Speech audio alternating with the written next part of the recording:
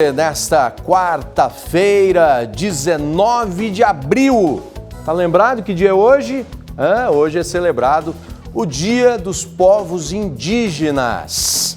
E para falar sobre esse tema tão importante, a gente está recebendo aqui no estúdio do Balanço Geral o sociólogo Vladimir Rodrigues. Muito obrigado pela sua presença. Obrigado a você, Sandro. Obrigado pelo convite. Tá certo. A gente começa falando sobre essa mudança do termo, né? Porque eu, por exemplo, tenho 48 anos, quando eu era pequeno, ia na escola, né?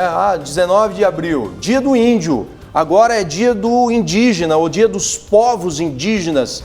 Por que dessa transformação? Explica pra gente.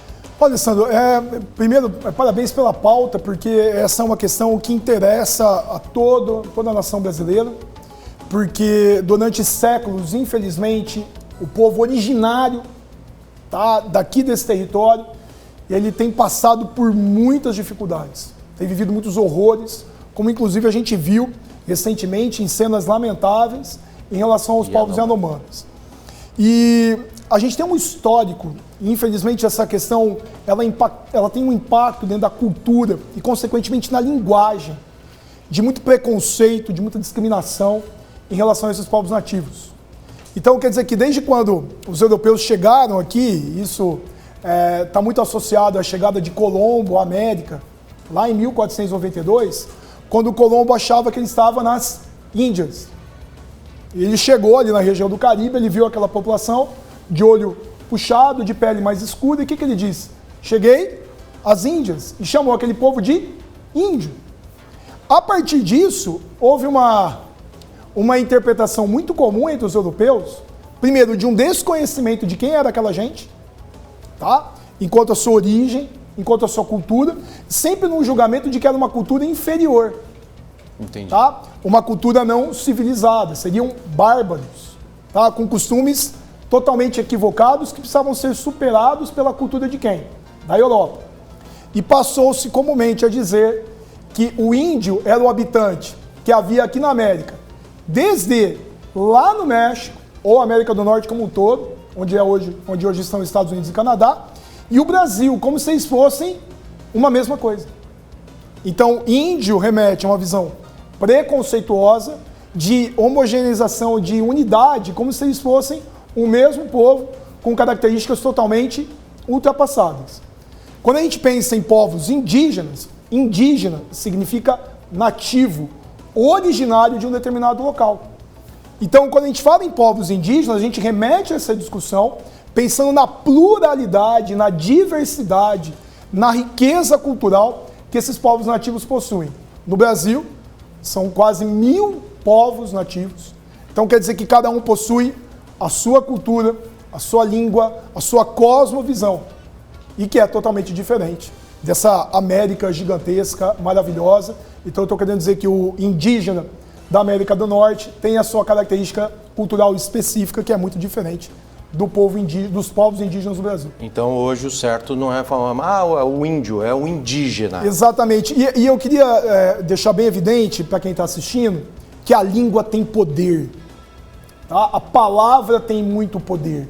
E ela tem o poder de trazer um preconceito, um racismo, assim como ela tem o poder de desconstruir isso. Então, desculpa te interromper, mas o que ficou muito comum dentro da cultura e da língua portuguesa?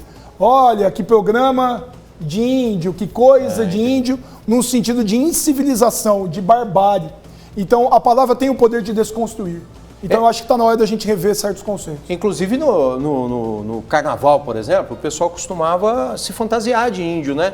E nesse ano, pelo menos, muito foi falado, é uma mudança de conscientização a respeito da importância do indígena, né? Você está tocando num ponto muito importante, Sandro, porque quando a gente pensa esse histórico de se referir ao índio, ele envolve muito um folclore.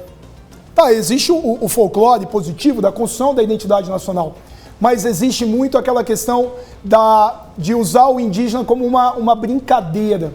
E, por exemplo, um cocar, um objeto indígena, ele tem um significado. E um significado, inclusive, como a gente vê aqui, militar, político e principalmente de uma cosmovisão, de uma visão de cosmo, de universo, que envolve a espiritualidade desses povos nativos. Ou seja, não é uma mera brincadeira.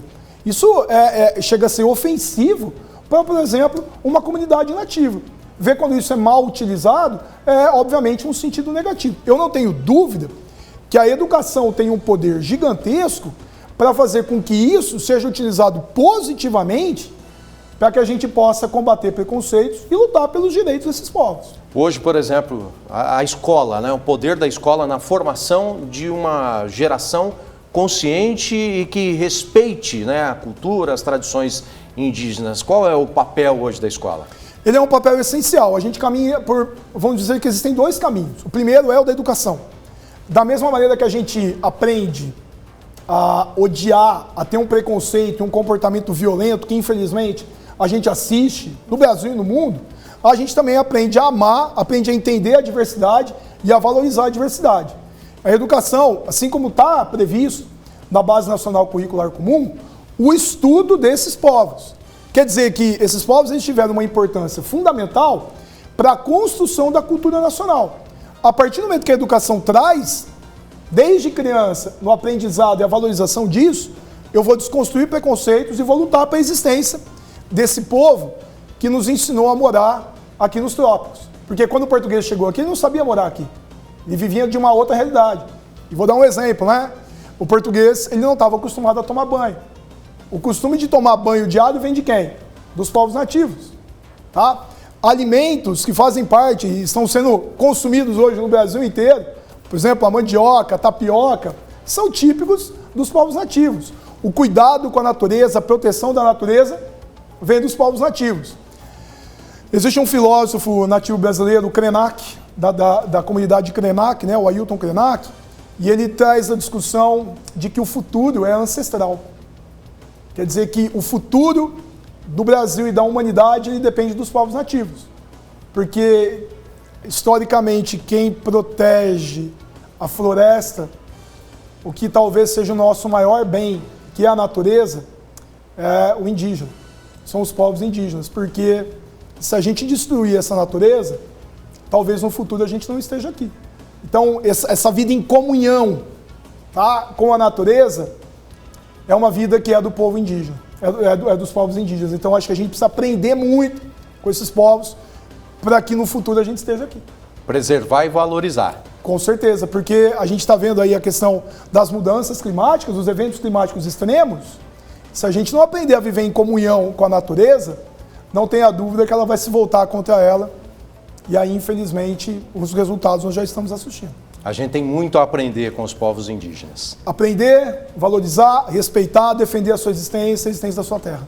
Tá certo. Muito obrigado pela sua participação. Muito importante, viu? Volte outras vezes aqui para falar sobre outros temas. Eu que agradeço, estou sempre à disposição. Um abraço para você que está em casa. Tá certo. Obrigado.